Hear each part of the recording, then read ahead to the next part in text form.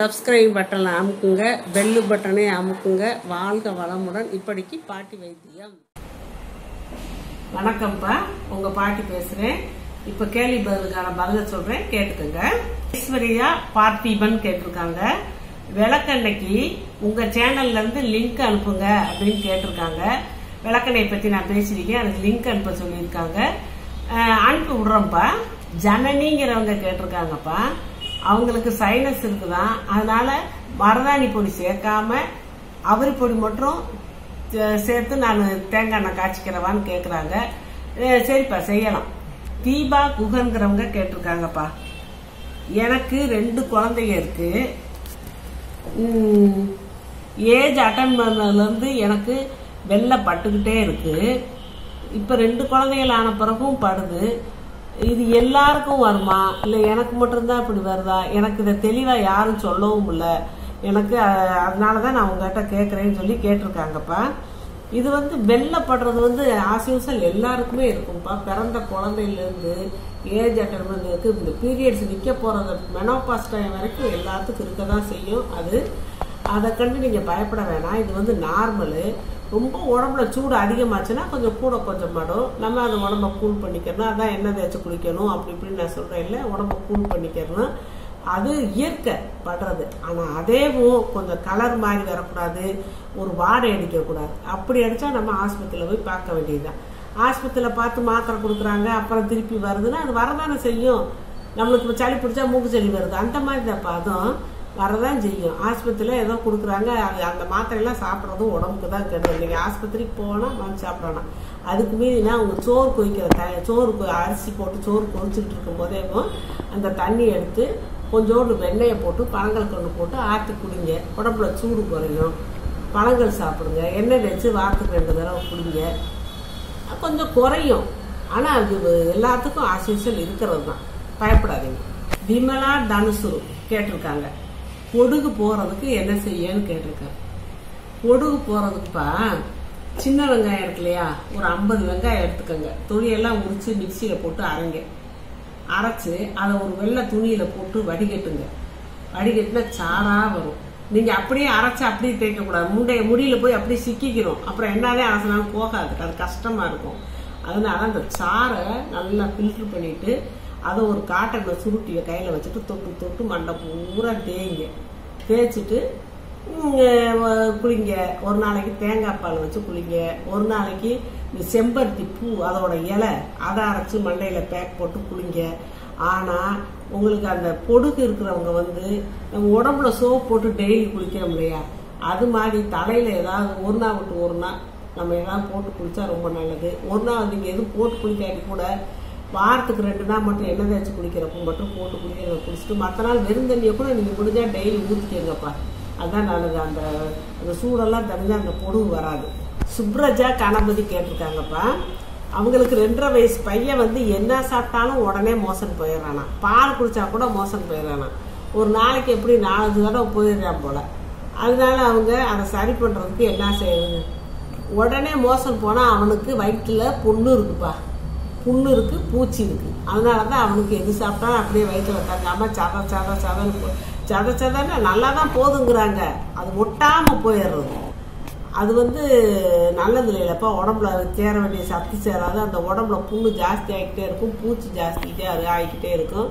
நீங்க அவனுக்கு காரம் சாரமா கொடுக்கறத நிப்பாட்டிட்டு காரம் கம்மியா மோர் சாதம் இப்படி கொடுங்க. அப்புறம் பூச்சி போறதுக்காக வேண்டி அகத்திக்கிற சூப்பு அது வாரத்துக்கு 2 நாள் வச்சு கொடுங்க. நான் உங்களுக்கு போட தெரியாது, நான் யூடியூப்ல போட்டிருக்கேன். அந்த யூடியூப்பை பார்த்து அகத்திக்கிற சூப்பு குழந்தைக்கு வாரத்துக்கு 2 நாள் வச்சு கொடுங்க. அந்த பூச்சி எல்லாம் செத்து போகும். 2.5 வயசு குழந்தை சுண்டவத்தெல்லாம் சாப்பிடாதுங்க. அவங்களுக்கு ஒரு 4-5 சுண்டவத்தை தரணும். அதை வறுத்து பொடி பண்ணி நீங்க அவங்க சாப்பிட்ற சாதத்துல இதுல போட்டு கலந்து கொடுத்துருங்க. அப்புறம் நாட்டு மருந்து கடையில வாயு விடங்கம்னு சொல்லி விற்கும் ஒரு பொருள், அதை வாங்கிட்டு வறுத்து பொடி பண்ணி வச்சுக்கிட்டு ஒரு 2.5 வயசு பையன் இல்லையா, அதனால 1/2 ஸ்பூன் எடுத்து சுடுதண்ணியில கலக்கி 3 நாளைக்கு கொடுங்கப்பா. 3 நாளைக்கு கொடுத்தீங்கன்னா அந்த வயிற்றுல இருக்க பூச்சி செத்து போயிடும். நீங்க காரத்தையும் குறைச்சிக்கங்க. இப்படிலாம் செஞ்சீங்கன்னா உங்களுக்கு பையன் ஒழுங்கா கரெக்டா மோஷன் போவான். ஆயிலட்சுமி கேட்டிருக்காங்கப்பா, கருவேப்பிலை தொக்கு தெளிவா விரைவா சொல்லுங்கன்னு கேட்டிருக்காங்க. நான் கருவேப்பிலை தொக்கு யூடியூப்ல போட்டிருக்கேப்பா, அது உங்களுக்கு சரியா புரியலையோ என்னமோ தெரியல. அடுத்து வேணா இன்னொரு தடவை நான் போட்டு உங்களுக்கு தெளிவா சொல்றேன்ப்பா. லட்சுமி கேட்டிருக்காங்க, புழுவெட்டு வந்தா என்ன செய்யறது அப்படின்னு கேட்டிருக்காங்க. புழுவெட்டு வந்து அந்த இடத்துல முடி அப்படியே கொட்டி வழுக்குன்னு ஆயிரும்ப்பா, அதுதான் புழுவெட்டு. அதுக்கு சின்ன வெங்காயம் தான் ஒரே ஒரு மருந்து, இதை விட்டா வேற இல்லை. நீங்க சின்ன வெங்காயத்தை சாறு எடுத்து மண்டையெல்லாம் தேய்ச்சி, சின்ன வெங்காயத்தை எப்படின்னா 50 வெங்காயத்தை எடுத்து தோலை உரிச்சுக்கோங்க. உரிச்சிட்டு அதை மிக்சியில் போட்டு அரைச்சி துணியில் சாறை வடிகட்டி, உங்கள் மண்டைக்கு தேவையான அளவு சாறு வரும்னா வெங்காயத்தை நீங்கள் கூட்டிக்கலாம் குறைச்சிக்கலாம். தேய்ச்சி விடுங்க. தேய்ச்சிட்டு அப்படியே பஞ்சில் எடுத்து அப்படியே மசாஜ் பண்ணி அந்த வழுக்கையான இடத்துல நல்லா தேய்க்கணும். தேய்ச்சி 1/2 மணி நேரம் ஊற வச்சு வெந்நீரில் குளிச்சுருங்க. அப்புறம் உங்களுக்கு டைம் கிடைக்கிறப்பெல்லாம் ஒரு சின்ன வெங்காயத்தை எடுத்து அந்த மூக்கை கட் பண்ணிட்டு அப்பப்போ அந்த வலுவலுன்னு இருக்கிற இடத்துல உங்களுக்கு நினைச்ச நேரமெல்லாம் தடவிக்கிட்டே இருங்க. அந்த புழு இருக்கிற இடமெல்லாம் சரியா போயிடும். அப்புறம் அதுலேயே முடி முளைக்க ஆரம்பிக்கும்ப்பா. சித்ரா அம்மு கேட்டிருக்காங்க, 7 மாசம் ஆகுது இன்னும் வயிறு தெரியல அப்படின்னு சொல்றாங்க. ஒவ்வொருத்தருக்கு அப்படித்தாப்பா இருக்கும். அது ஆம்பளை குழந்தையா இருந்தா வயிறே தெரியாதுன்னு தான் சொல்லுவாங்க. பொம்பளை பிள்ளைகளுக்கு தான் கொஞ்சம் வட்ட வயிறா வந்துக்கிட்டு பெருசா தெரியும். ஆம்பளை பிள்ளை வயிற்றுக்குள்ள இருந்தீங்கன்னா வயிறு தெரியாது. அது தலைப்பிரசவத்துலாம் சொல்லவே முடியாது, வயிறு தெரியாது. உங்களுக்கு மூவ்மெண்ட்ஸ் மட்டும் கரெக்டா இருக்கான்னு பாத்துக்கோங்க. மூவ்மெண்ட்ஸ் இல்லைன்னா நீங்க உடனே டாக்டர், பக்கத்துல உள்ள டாக்டர் போய் பாத்துக்கோங்க. சசிகலா கேட்டிருக்காங்க, அவங்க மாமாவுக்கு ஒற்றை தலைவலி அடிக்கடி வருதான், என்ன செய்யறதுன்னு கேட்டிருக்காங்க. ஒற்றை தலைவலி வருதுன்னா அவங்களுக்கு ரொம்ப டென்ஷனா இருப்பாங்களோ என்னவோ தெரியல, அவங்களுக்கு வேலையில எதுவும் பிரச்சனையோ என்னவோ தெரியல. 2வது இந்த ஃப்ரீ ஏர், காத்தோட்டமான இடத்துல அவங்க தூங்கணும், காத்தோட்டமான இடத்துல வசிக்கணும். கதவை அடைச்சிட்டு, இப்ப நிறைய பேர் பார்த்திருக்கேன், ஜன்னலுக்கு நல்லா கப்புன்னு அடைச்சிக்கிட்டு ஏசியை கொடுக்குறாங்க. அது தப்புப்பா. நல்லா ஃப்ரீ ஏர் இருக்கணும், நல்லா மூச்சு பயிற்சி செய்யணும். இப்படி எல்லாம் செஞ்சா கூட உங்களுக்கு அந்த ஒற்றை தலைவலி போகும். அது வாமிட் வேற வருதுன்னு போட்டிருக்காங்க. தலைவலி அதிகமானா வாமிட் வரதான்ப்பா செய்யும். எந்த தலைவலி இல்லை, என்ன வலினாலும் ஓவர் ஆயிடுச்சு, கட்டுப்படுத்த முடியாத வலினா வாமிட் வர ஆரம்பிச்சிடும். அதனால நீங்க இந்த சுக்கு, கூழாங்கிழங்கு, பூண்டு, பச்சை கற்பூரம் எல்லாம் கொஞ்சம் கொஞ்சம். கூழாங்கிழங்கு நாட்டு மருந்து கடையில் வட்ட வட்டமா வெட்டி வச்சிருப்பாங்க குட்டி குட்டியா, அதை ஒன்று எடுத்துக்கோங்க. நான் சொன்ன ஐட்டத்தையெல்லாம் எடுத்து ஒன்னொன்னே லேசா தட்டி ஒரு வெள்ளை துணியில முடிஞ்சுக்கோங்க. அப்பப்ப தலைவலி வரப்போகுதுன்னு தெரிஞ்சாலே மோந்து பார்க்க ஆரம்பிச்சிருங்க, தலைவலி வராது. ஃப்ரீ ஏர்ல இருங்க, அதான் நான் சொல்றது. தமிழ்ச்செல்வி கேட்டிருக்காங்க, பெர்கண்டா இருக்கும்போது அந்த கசகசா லேகியம் சாப்பிடலாம், ஆனா அதுவும் ஒரு ஸ்வீட் மாதிரி தானேன்னு கேட்டிருக்காங்க. அது ஸ்வீட் மாதிரி தான்ப்பா இருக்கும். ஆனாலும் கசகசா லேகியம் ஒரு மாதிரியா நல்லா திருப்தியா வரல ஆளுகளுக்கு, அது ஏதோ கெட்டு போகுது அப்படி இப்படிங்கிறாங்க. அதனால நீங்க அதை நான் சொன்ன பொருள் எல்லாம் பொடியாகி வச்சுக்கிட்டு அப்பப்ப நல்லெண்ணெய் ஊற்றி கொஞ்சம் காலையிலையும் சாயந்தரமும் ஒரு ஸ்பூன் பிணைஞ்சு அதை 2 பேருமே சாப்பிடலாம். கணவன் மனைவி 2 பேருமே சாப்பிடலாம். சாரணீஸுங்கிறவங்க கேட்டிருக்காங்க, தேன் நெல்லிக்காய் நான் போட்டு காட்டியிருக்கேன். உருண்டையான நெல்லிக்காயில இந்த போக்கு வச்சு குத்தி அதுல அந்த ஜூஸ் போறதுக்கு அப்படி காட்டியிருக்கேன். இப்படி உருண்டையா இருந்தா அழகா இருக்கும், அந்த மாதிரி நான் காட்டியிருக்கேன். நீங்க நீளமா வெட்டி போடுறதுனாலும் போட்டுக்கங்க, போட்டு ஸ்பூன்ல எடுத்து சாப்பிட்டுக்கலாம். போட்டு கண்டிப்பா ஒரு 5-6 நாளைக்கு வெயில்ல வைங்கப்பா. நீங்க தேன் நெல்லிக்காய் போட்டா கொஞ்சமா தான் போடணும், ரொம்ப போடக்கூடாது. போட்டு ஒரு வாரம் ஊற வச்சு அங்கிட்ட ஒரு 10 நாள்ல அதை காலி பண்ணிடணும். அப்புறம் புதுசா தான் இருக்கணும். நீங்க மட்டும் தேன் நெல்லிக்காய் போட்டு நீங்க 2 மாசம் 1 மாசம் எல்லாம் வச்சிருக்க முடியாது.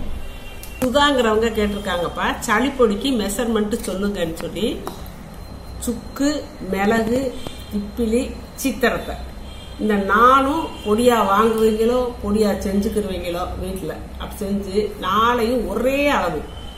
சுக்கு 10 கிராம்னா மிளகு 10 கிராம், ஒவ்வொரு பொருளும் 10 கிராம், ஒரே அளவு தான் போடணும்.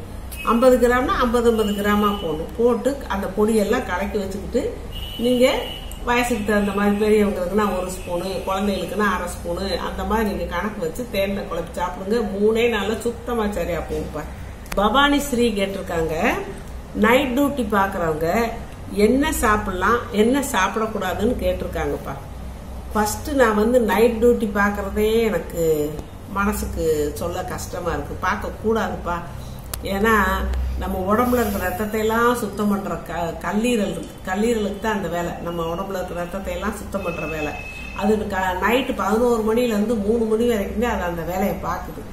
அப்போ வந்து நம்ம முழிச்சுக்கிட்டு இருக்க கூடாது. நம்ம வந்து தூங்கி ரெஸ்ட் எடுக்கணும். அந்த நேரம் நைட்டு பாக்குறாங்க. அந்த நைட்டு பாக்குறவங்களுக்கு என்னதான் பகல்ல தூங்கினாலும் அந்த இது வராதுப்பா. அந்த கல்லீரல் வேலை பார்க்குற நேரத்தில் நம்ம தூங்கியே ஆகணும். ஏதோ நம்ம சூழ்நிலை நம்ம வேலை பார்க்குறோம். அப்போ நம்ம உடம்புல ஹீட் எல்லாம் அதிகமா இருக்கும்பா.